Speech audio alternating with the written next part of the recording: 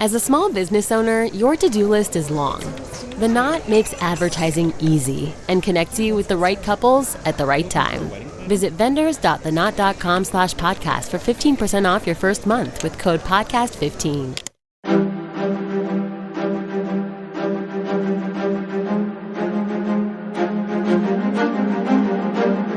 Hello, and thank you for listening to The History of World War II podcast, episode 249, Japan Enters the War.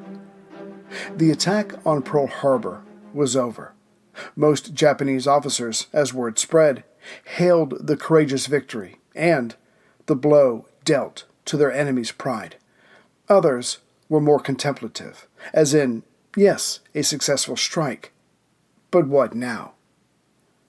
And as we have seen, the two Japanese representatives in Washington, Kurusu and Nomura, were late with their delivery of the vaguely worded declaration of war by almost 2.5 hours.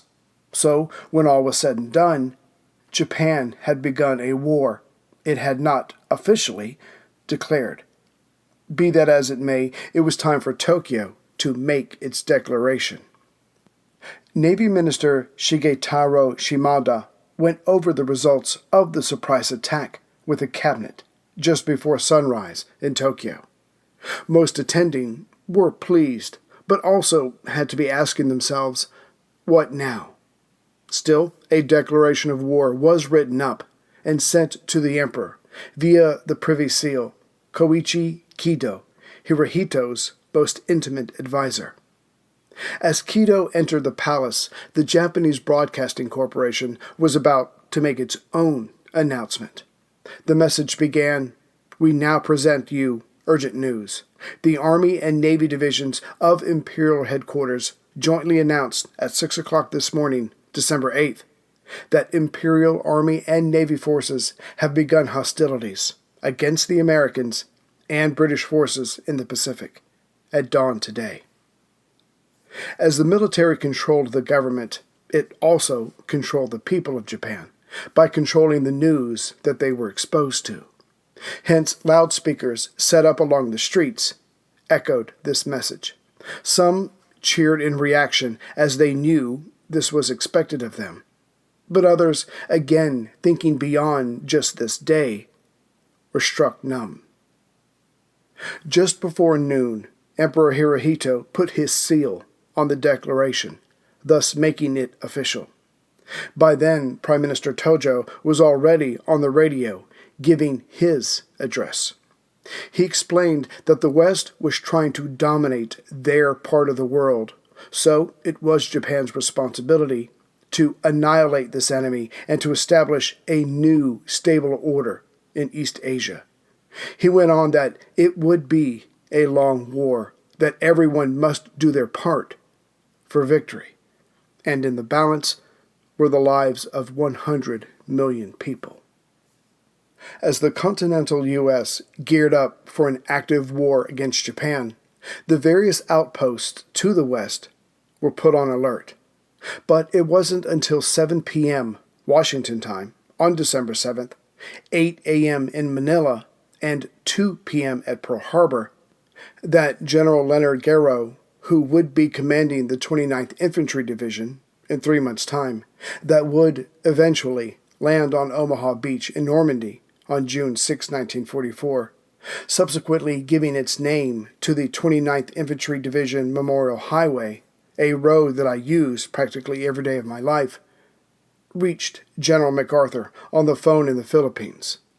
The message was to the point.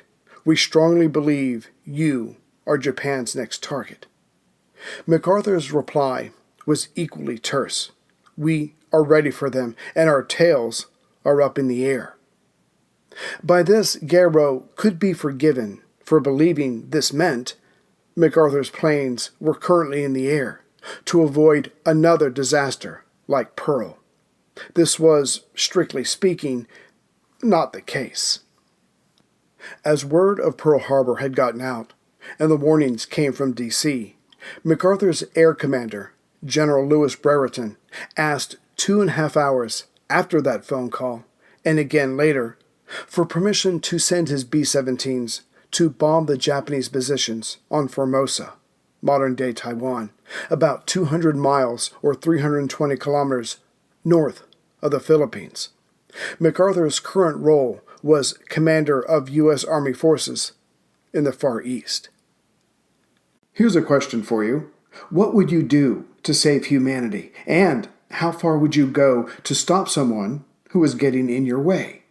The ancient rivalry of assassins and Templars cuts to the heart of good versus evil, but it wasn't always clear who was good and who was evil. Plug in to explore the amazing world of medieval feuds. Echoes of History, Assassins vs. Templars is a special collaboration between History Hit and Ubisoft, the masterminds behind the Assassin's Creed games. Hosted by Dan Snow from History Hit and Matt Lewis from Gone Medieval, together they will take a close look at the real history of the secret societies, which inspired the Assassin's Brotherhood and the Templar Order in the Assassin's Creed games. Plus, they will bring on other premier historians as they discuss unearthing the myths of the Grail and who really was the inspiration for the main characters in the game.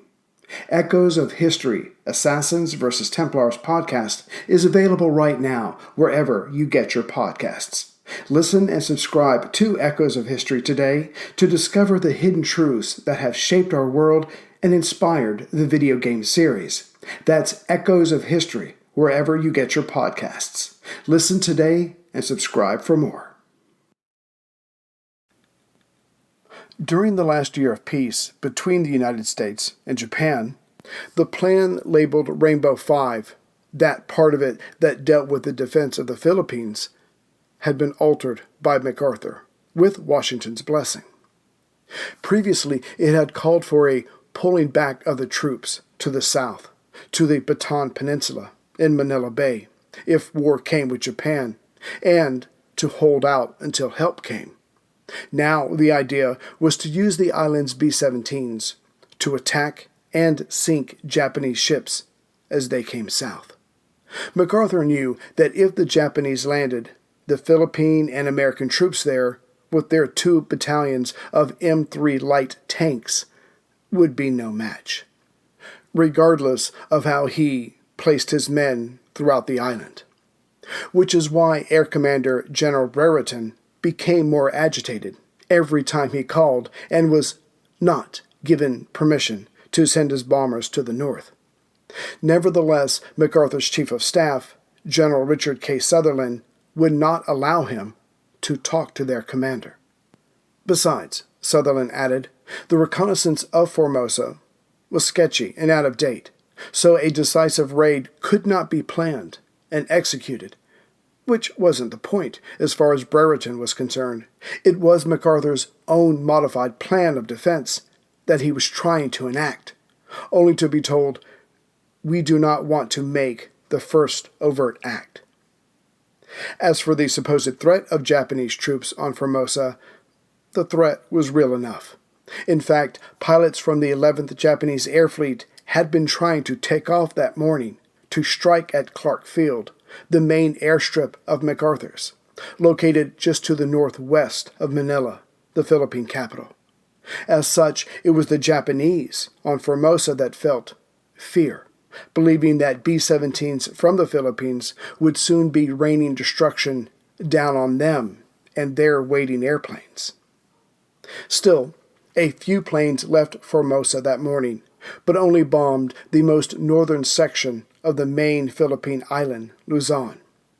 But that was enough to make Air Commander Brereton call MacArthur's office again at 9:25 a.m. local time, but he was told no again. Then MacArthur, with no explanation, changed his mind and let his B-17s loose. But he had waited so long, by then the Japanese to the north were up in the air, which completely changed the situation for Brereton, from a preemptive bombing, which his command was built on, to active defense, which it was not. To be sure, the American bombers were airborne, but circling their respective bases, as not to be caught on the ground. But now that MacArthur had given the word, they would all have to land for refueling. But at that moment, on the way to Luzon, the Philippines' largest island, were 196 enemy fighters and bombers. Reports of enemy planes spotted started coming in from the northern tip of Luzon to Nielsen Field, just to the southeast of Manila. There, Colonel Alexander Campbell, Brereton's aircraft warning officer, sent a warning to Clark Field at 11:45 a.m. local time. But it did not get through. So he tried the radio. But like at Pearl Harbor just before its attack, certain posts were unmanned, as those persons were getting breakfast. Here, it was lunch. After another try, Colonel Campbell got a faint call through, and the junior officer on the other end promised to tell the base commander of the pending threat. And yet, by 10 minutes after noon, all the island's fighters were up in the air, waiting to deflect the coming attack, except, that is, at Clark Field. For whatever reason, that junior officer had not passed on the message, or it had not been acted upon, which is hard to believe. Either way, Clark Field, MacArthur's main airstrip, was the only airfield on Luzon not to have a protective fighter umbrella overhead. 15 minutes later, at 12:25, 27 Mitsubishi high-level bombers were just coming over Tarlac, another air base 20 miles north of Clark Field, and it was Clark that was their target. Meanwhile, the men of Clark, who did not get the warning, were having lunch, or lazily loading bombs onto B-17s. As for the P-40B Warhawk fighters that should have been in the air, protecting the field, its personnel and their war machines were resting in the cockpits at the end of the field. Just before two waves of 27 bombers each, with 35 Zero fighters overhead, started attacking Clark, KMZH radio announced that Clark Field was under attack. The men listening started to laugh. Indeed, some of them thought that the reports of Pearl were fake as well, something to keep the troops on their toes. At 12:35, 10 hours after the attack on Pearl Harbor, the Japanese bombers began their first attack run over Clark Field. Also, every American plane was on the ground. It was Pearl Harbor all over again. One National Guardsman looked up, saw the planes, and yelled, "Here comes the Navy," as in, it was showtime. Another asked, "Why are they dropping tinfoil?" But it was a third that connected the dots. "That's not tinfoil, and those are goddamn Japs!" Some of the pilots at the other end of the field started running for their P-40B fighters. Lieutenant Joseph Moore, in command of the fighters, and two other pilots, reached their planes and took off. Four others hoping to join them lost their planes to the falling bombs. The National Guardsmen, manning their 37mm and 3-inch anti-aircraft guns, started firing shots off at the enemy. This was the first time they had fired live ammunition. Such was the state of their training. Yet none of their bullets or shells would hit a target. The highly trained and experienced Japanese pilots came in, dropped their ordnance, and moved on in a matter of minutes. Then they were gone. As the sound of their roaring planes faded away, the Americans around Clark Field began to emerge from their hiding places.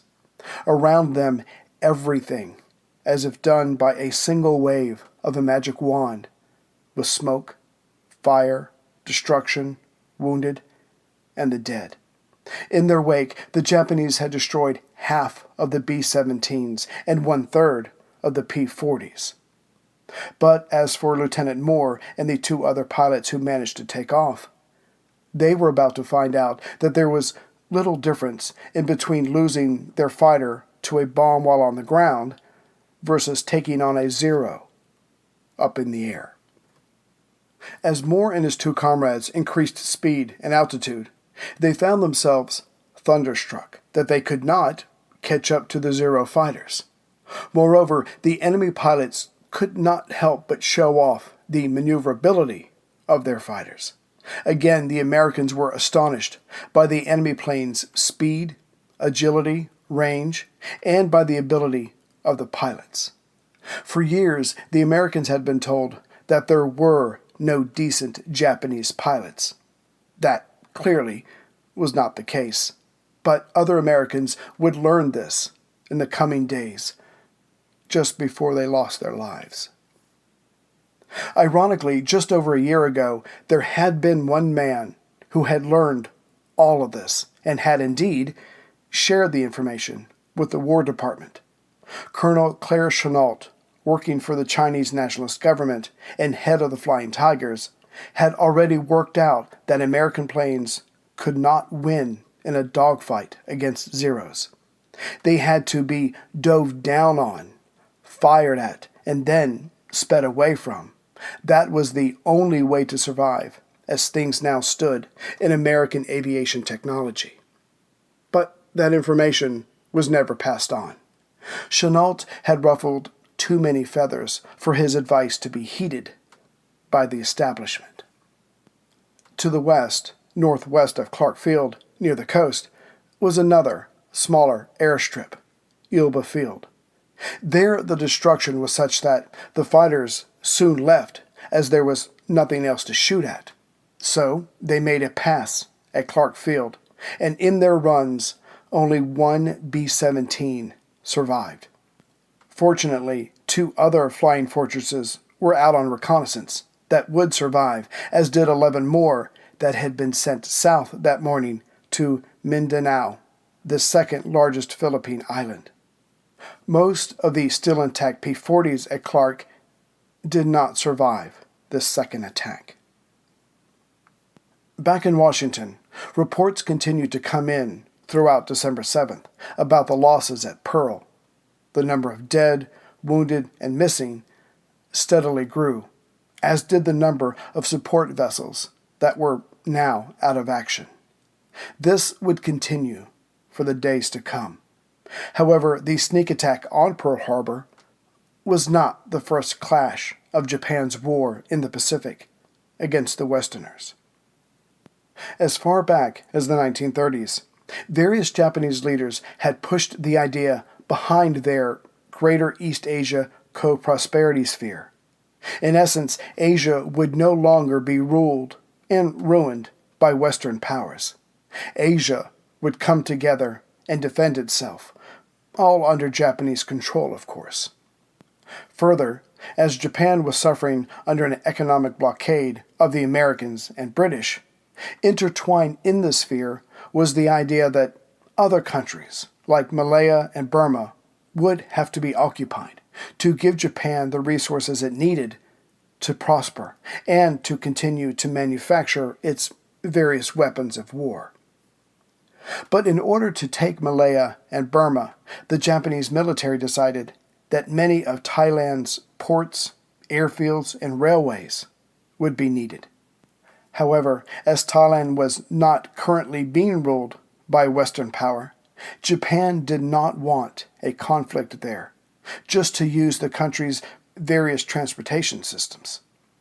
Hence, starting in January of 1941, the Japanese had been in secret talks with Thai Prime Minister Philbin Songram about its needing free passage.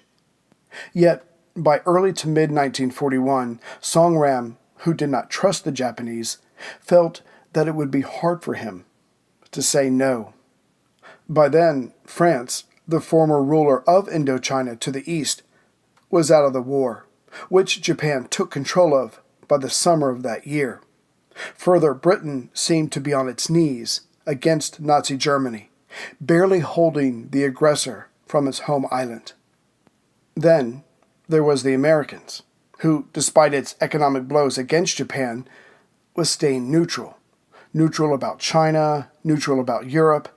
So what help could Thailand expect? The talks between the military-controlled Japanese government and Prime Minister Songram continued throughout 1941, with no firm decision being reached. Indeed, as late as December 1st, one day before the message, "Climb Mount Nikita," was released, which would set the war in motion, Prime Minister Tojo still had no idea what Sagram would do when Japanese troops landed in Thailand and came down south from Indochina.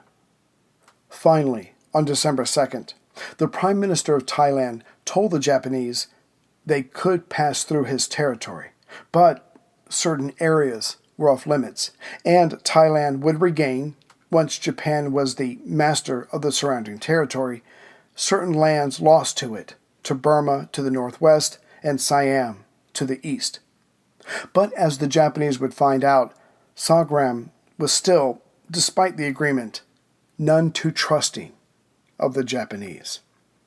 Still, as the Japanese considered this a done deal, their invasion fleet for Operation E set out from Japanese-controlled southern China.